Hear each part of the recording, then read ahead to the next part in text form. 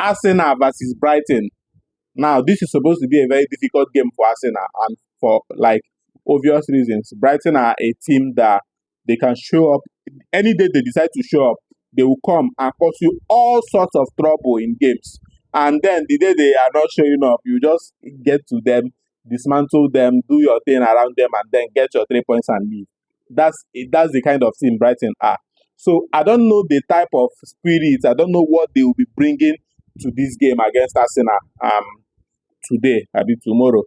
I don't know what they will be bringing. I don't know if they are going to be bringing that ginger spirit, or they will just be the cool cats and decide to do whatever they like.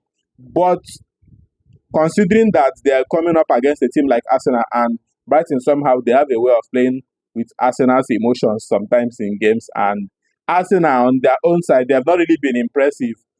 Since they lost against Aston Villa 2-1, their games that followed the Aston Villa game has not really been up to that Arsenal standard that we have seen since this season started.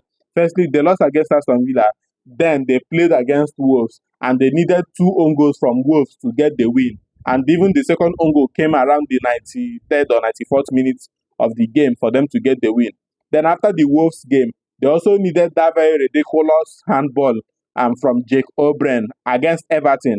O'Brien had to handle the ball in his own 18-yard box for Arsenal to get the penalty, and then Victor Gyökeres converted the penalty, which gave Arsenal the win in that game.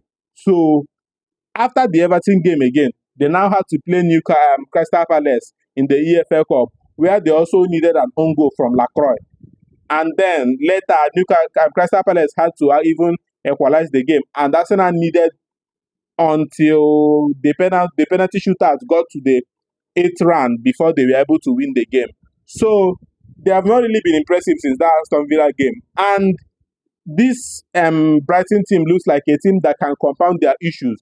Brighton can actually disturb them in this game. It's going to be a very cagey game. I don't see plenty goals coming into this game. So Brighton will definitely disturb. Looking back at Arsenal's recent fixtures, Brighton can look back on those games and be like, this Arsenal team is not really in their rhythm right now, and we can actually take advantage of that. So they can actually come to this game hoping to get something off it. So Arsenal should actually be worried of these people, the Brighton team. They should really be worried. Mikel Arteta, this is something you should actually pay attention to.